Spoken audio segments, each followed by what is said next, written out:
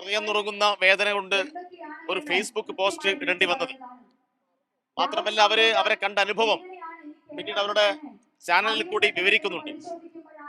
അതെല്ലാം പൊതുസമൂഹത്തിന് മുമ്പിൽ വന്നിട്ടുള്ള കൊടുക്കുന്ന സന്ദേശം എന്ന് പറഞ്ഞാൽ, ഇങ്ങനെ ഒരു ഇര വല്ലാതെ പ്രയാസം അനുഭവിച്ച് അവിടെ ജീവിക്കുന്നുണ്ട് എന്ന് തന്നെയാണ്. അപ്പൊ ഇങ്ങനെയുള്ള തെളിവുകളെയാണ് UDF-ന്റെ സമുന്നതരായ നേതൃത്വം, പ്രത്യേകിച്ച് അടൂർ പ്രകാശിനെ പോലെയുള്ള UDF-ന്റെ ഉന്നത നേതൃത്വം ഇതെല്ലാം തട്ടിക്കൂട്ടിയ പരാതിയാണ്. തെരഞ്ഞെടുപ്പിനെ മുന്നിൽ കണ്ടുകൊണ്ട് പ്രത്യേകിച്ച് ഇടതുപക്ഷത്തിന്റെ ഭാഗമായി ഉന്നയിക്കുന്ന ആരോപണമാണ് എന്നാണ് അവർ ഒരു നരേഷൻ ഉണ്ടാക്കാൻ വേണ്ടി ശ്രമിക്കുന്നത്. അതൊന്നും കേരളത്തിലെ ജനങ്ങൾ അംഗീകരിക്കില്ല.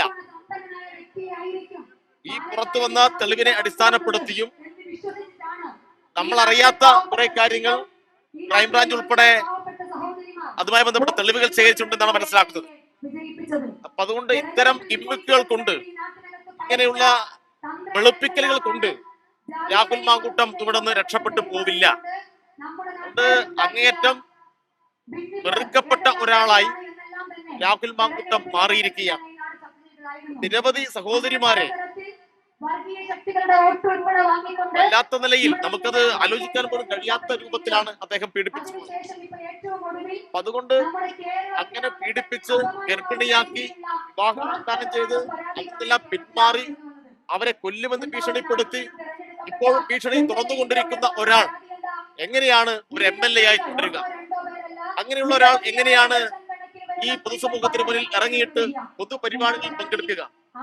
അങ്ങനെയുള്ള ഒരാൾ എങ്ങനെയാണ് കേരളത്തിന്റെ നിയമസഭയിൽ പോയി ഇരിക്കുക? അത് ഒരു കാരണവശാലും അംഗീകരിക്കാൻ വേണ്ടി കഴിയാത്ത ഒരു കാര്യമാണ്.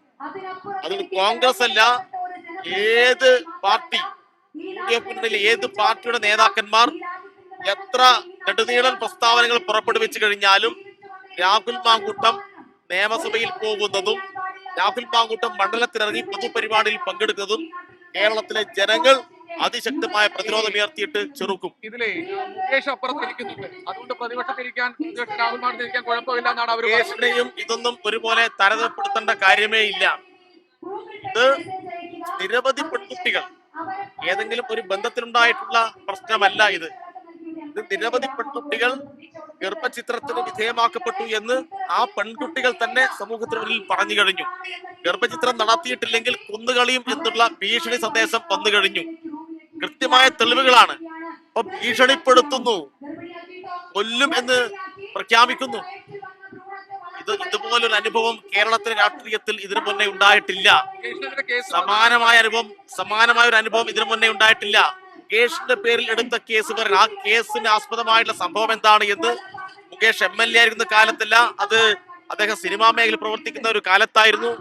ആ പരാതി കൊടുത്ത സ്ത്രീ തന്നെ ഇപ്പൊ ഏത് കേസിന്റെ ഭാഗമായിട്ടാണ് ജയിലിൽ കിടക്കുന്നത് നമുക്കറിയാവുന്ന കാര്യമാണ്. അതുമായി ബന്ധപ്പെട്ട് ഒരുപാട് ചർച്ചകൾ നമ്മൾ നടത്തിയതാണ്. ഇപ്പോ UDF ശ്രമിക്കുന്നത് ഇതിനെ സാമാന്യവൽക്കരിക്കാനാണ്. എല്ലാവരും ഇത്തരം കാര്യങ്ങൾ ചെയ്യുന്നുണ്ട്, അതുകൊണ്ട് രാഹുൽ ചെയ്തത് ശരിയാണ്, അതുകൊണ്ട് രാഹുലിനെ ഇങ്ങനെ വെളുപ്പിച്ചെടുക്കാൻ വേണ്ടിയിട്ടുള്ള ചില പാഴ്വേലകളാണ് ഇപ്പൊ നടത്തിക്കൊണ്ടിരിക്കുന്നത്.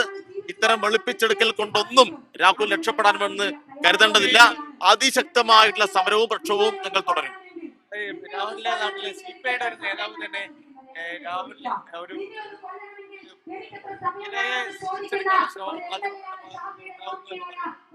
അല്ല, CPI-ന്റെ നേതാവ് അവർക്കുണ്ടായിട്ട് അനുഭവമായിരിക്കാം എഴുതിയിട്ടുണ്ടാവുക. അതിനെക്കുറിച്ച് എനിക്കറിയില്ല. അത് CPI നേതാക്കന്മാരോടും അവരോട് ചോദിക്കേണ്ട കാര്യമാണ്.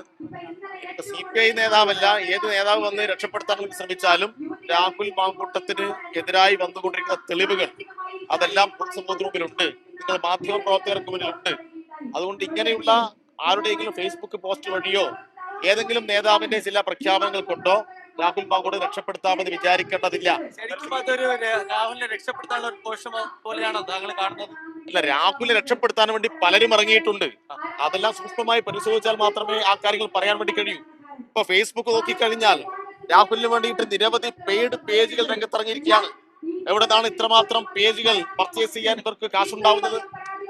ഫേസ്ബുക്ക് നിരീക്ഷിക്കുന്ന ആളുകൾക്ക് മനസ്സിലാക്കാൻ വേണ്ടി കഴിയും.